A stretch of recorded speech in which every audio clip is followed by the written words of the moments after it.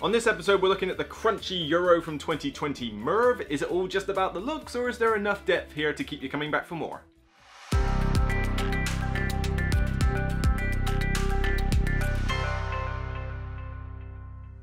Hi everyone, thanks for tuning in for another video. I'm Luke Hector and this is the Broken Meeple. Merv is a crunchy Euro that came out in the latter part of 2020 and didn't get a huge amount of buzz when it first appeared, but it's slowly been gathering a following and now all I hear is generally good remarks about it. I took a look at the game and thought, okay, not really interested in this theme, but ooh, you know, Toole's got his mark on it, so I know it's going to look good.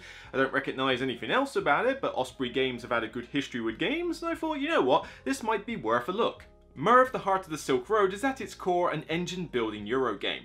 Players are vying to amass power and wealth in the prosperous city at the centre of the world. Through careful court intrigue, timely donations to the Grand Mosque and securing favourable trade deals, players attempt to redirect as much of that prosperity as possible into their own pockets. Meanwhile, beyond the city walls, Mongol hordes approach. If you help construct the city walls, you give up on precious opportunities to build up your own stature, but leave it unprotected and you will burn with the city. Every decision is weighty and the consequences of each misstep are dire. Will you rise to prominence or fade into oblivion? The core mechanic of Merv is situated around these buildings in the centre of the board. There are 24 of them arranged in a group of 5x5, randomly assigned at the start of the game. As each player moves their Meeple around the outside, they activate different columns and rows of buildings and actions in the board. The more buildings you have in the row, the more you can activate, but you can also activate other players' buildings if you are willing to give them a resource for doing it. Sometimes that can be beneficial, but of course you've got to assume that you don't give away too much. By activating these buildings, players gain cubes. What do these cubes denote? Who knows? It's a Euro game, it's just different colour cubes at the end of the day. But these cubes are effectively the currency you use in order to perform the various actions around the board. In terms of how they function, well, it's your typical Euro affair. Gaining goods from the caravan site is essentially set collection. Going up the mosque track is literally just a track. Putting walls around the outside of the grid will protect buildings, yours and other players from the Mongol invasion and gain you influence, which is essentially another track. You can see where I'm going with this. The game essentially plays with 3 rounds with 4 turns in each, making a total of 12. Once you get to the end of 12 turns, you do some final endgame scoring with the goods that you can collect on these cards, and then of course, the person with the most is the winner. Of course! In terms of duration, you are looking at the same length as most crunchy heavy Euros. Start at 60 minutes for a solo game and then add on an extra half hour per player. You are looking at somewhere around the 60 to 2.5 hour mark in the full range for the player counts. Certainly I would expect most games of this to take about 2 hours. If you've got a slow player or it's your first learning game, then you probably need about 2.5. Any longer than that and there's probably something going wrong. But the game flow of Merv isn't particularly linear. It follows the same path as say a few deck builders do, or to put another crunchy Euro game in the mix, Pipeline. You know, not a game I'm a fan of, but that's a different story.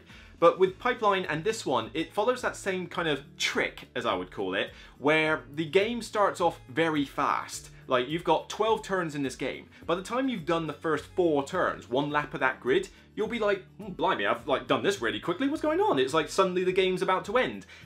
Not quite. Because when you get more buildings on that grid and more actions start getting used up and everything becomes more expensive, then suddenly everything compounds on itself. If the first round is going to take X time, then it's going to take probably twice X in order to do the second round and probably 3 times X to do the third round. You do end up finding that the turns get a lot slower as the game progresses. And be wary that you can expect a lot of downtime in this game, and I mean a lot at times, because the problem is that it's very difficult to plan ahead. You might decide, right, I'm going to focus on these 2 actions for most of the game and that's my strategy. Okay, fair play. The problem is, there's only 5 spots for anybody to go when it's their turn. And when there's 3 or 4 of you in the mix, that means there's not a lot of spaces to go round. But then even in the 2-player, you've got the High Courtier, so you're talking more than half of the spaces there are going to get taken up. And you might only have one particular row that you fancy. So there's a high chance that you're going to get blocked from doing what you want to do, but you don't know that's going to happen until the other players really take their turn. So not only do you need a backup plan, but you're probably going to need 2 backup plans. But then trying to think about all of that before your turn starts is quite tricky, and you will find that somebody will have an idea in mind, possibly another idea, and then before they get to try it, 2 players have already gone, completely scuppered their idea, and now they've got to rethink their turn. Downtime, particularly in the last 4 turns of this game, can reach pretty high levels, so I'd be very wary about that. Well, we're waiting.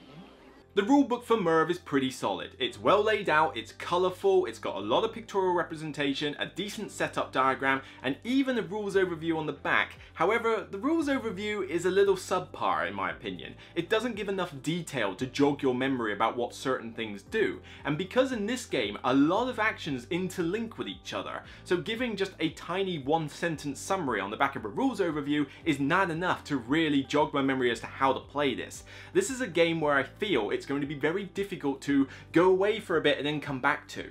Most games you might be able to go, oh well I'll put that on the shelf for a little bit and then they'll come back in a few weeks and it's like, oh yeah, I kind of remember how to play this, this isn't too bad. Not with this one though. Once you put Merv down for a bit and then go take a break, you're gonna need to refresh your memory on the rules because I guarantee you will get something wrong. But you're probably thinking, Luke, I can always check the player aid. What player aid? There isn't a player aid in this game. Seriously? What crunchy Euro game does not give you a player aid? This one badly needs it as well. Not only is the rules overview on the back insufficient to be considered as a player aid, but if you are playing especially the two-player game, and especially the solo mode, you need a player aid. There are so many flowcharts for how certain things work, particularly with the corrupt magistrate in the solo mode. Not having a player aid is just downright criminal. I don't want to have to constantly flick back through the same 3 to 4 pages of a rulebook just trying to remember, alright, so hang on, so if it's the magistrate's turn and they go first, then they get to do this, right, they go for this row. First they'll take the one with the most buildings of theirs, then they'll go for the one with the most high courtier. Then if Mars aligns with Venus, they go with this row, and if there's a tie with that, then they go for yours. Oh wait, but that's if there's a free building, that's method A. Alright, oh, no, there's no free building, right, I better go to method B. Oh no, I've gone cross-eyed.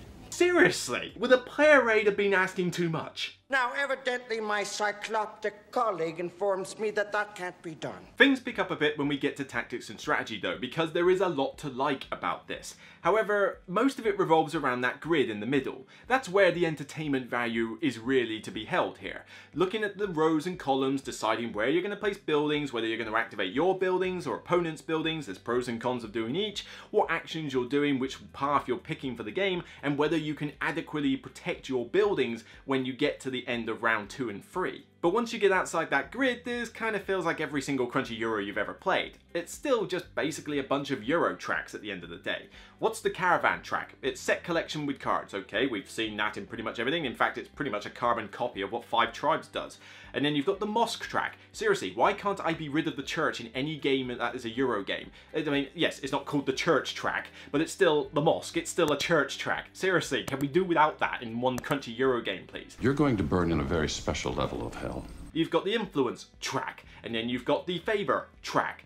It is basically every Euro game you've played in that aspect. But Merv does a good job of being a very tight experience. You've only got 12 turns, you cannot physically do every action in this game well, and there's no point in doing it. You really do need to pick a path and focus on it. Now that does mean that your game is kind of pre-planned from the start, which is a bit of a shame. Yeah, there's tactical opportunities with that grid, and you might have to divert from your chosen path occasionally just to get something you might need, but if I decide I'm going to spend my game getting those goods cards, then I need to spend my game predominantly getting goods cards. I can't suddenly decide, you know what, for a bit of the game I just feel like doing the mosque for a couple of turns. No, because it will gain you next to Jack. There is no point. You really do need to take whatever 1 or 2 actions you're going to focus on and spam the hell out of them, because that's essentially the only way you're going to win. That being said, if you're a nut for efficiency, then you're going to love this game because you need to be efficient. It's all about having enough resources to be able to perform the actions you want to its fullest, and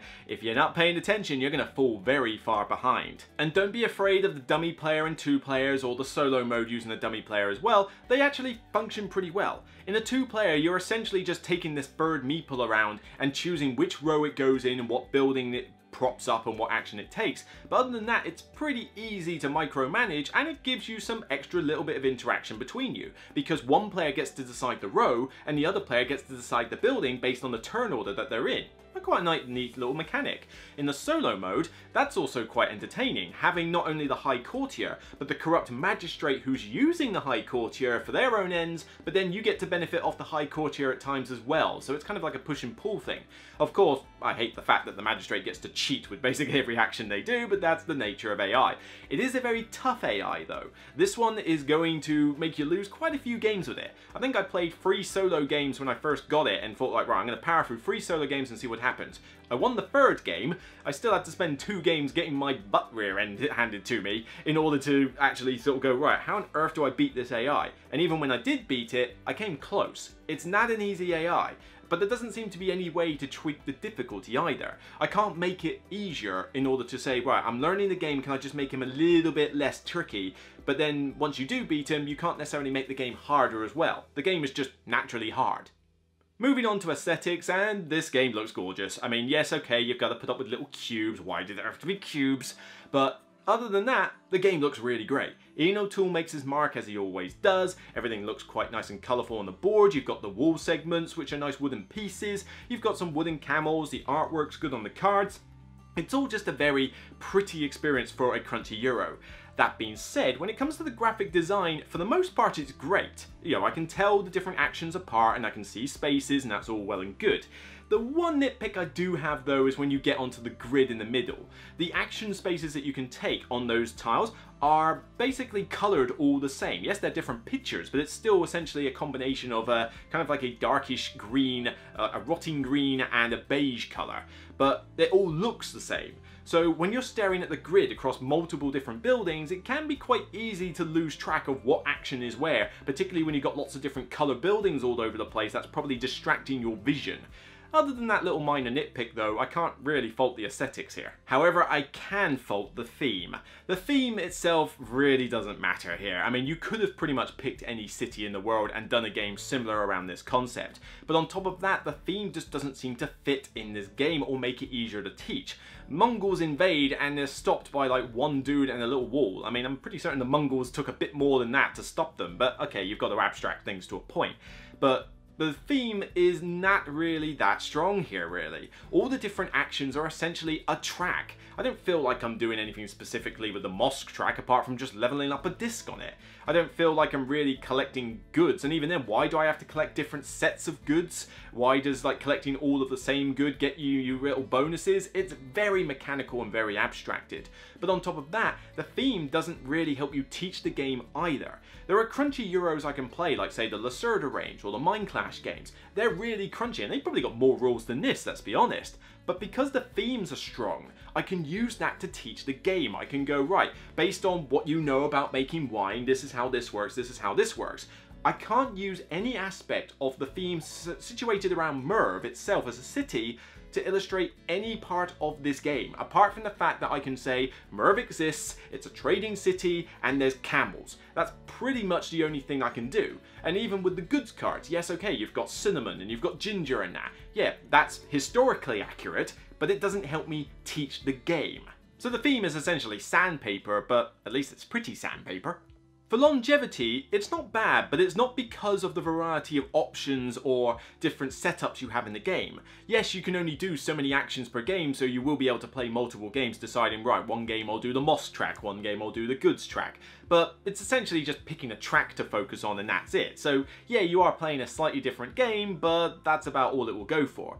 There's also not really any difference with the setup of the game. Yes, that grid of buildings is randomized in the middle, but it doesn't necessarily differentiate the experience. It's not like you play one game with a building setup and go, oh, that felt really tense compared to the second game I played with a different building setup. It's like, no, the buildings are just as they are. You also can't tailor any other aspect of the game. You can't tailor like a different mosque track, you can't change the types of goods that are in play, the contracts are all the same, the scroll bonuses are all the same, so everything kind of feels samey between games. So in summary, I believe Merv is a good crunchy Euro game. But that's about as high as I think I can go. It's certainly got a lot of table presence, it looks beautiful, and it certainly will test your brain cells. It's a tight, mean Euro at times, particularly with the higher player counts, But there's no theme here to speak of at all. I do think that the learning curve is a bit steep when I've got to remember a ton of these little interlinking rules, especially when there's no player aid involved, and the replay value is a bit limited. The actions on the table are essentially just your everyday crunchy Euro actions. Move up this track, or move up this track, or move up this track. That gets very dry and samey very quickly without any way to vary it either. So really, the main enjoyment of this game, which I do legitimately enjoy a lot, is the way that grid system works. Thankfully, that is essentially 3/4 of the game revolves around that grid, but it's kind of one of those things where you do all this cool stuff in the middle, but then the payoff doesn't feel as good as the work you put in. But despite these flaws, I still think Merv deserves a good 7 out of 10. It's a good game that I will give a seal of endorsement to, and I do recommend it to a lot of players who are into heavy crunchy Euros, particularly if you want the really tight mean engine builders. I just would have liked a bit more variation and a bit more theme to tie me back in for multiple plays. Once I've played this a few times, I feel like I'm kind of done for a bit once I've exhausted the different paths, but the problem is, if I put this game down for a while, I'm then going to have to relearn a ton of rules when I get back. I'm certainly going to look on Board Game Geek and find some decent player aids for this game, regardless of whether I keep the game in my collection or not, because I would hate to inflict this game on anybody without the use of a player aid. So that was my review on Merv, Heart of the Silk Road. Do you agree or disagree with my points? What are your experiences? Share them with the community in the comments below. Also, don't forget to check out the description where you can find my code to get 5% discount of any number of games if you buy from zatu.co.uk. By buying from them, not only are you filling up some gaps on your shelf, but you're also helping the channel as well. Until next time, don't forget to check out some more content on the channel, including my new series Beyond the Base Game, where I take a look at different expansions to games and evaluate what they do well, what they don't, and whether you should consider them as must-buys. Until next time, take care, and remember, it's only a game. Bye for now.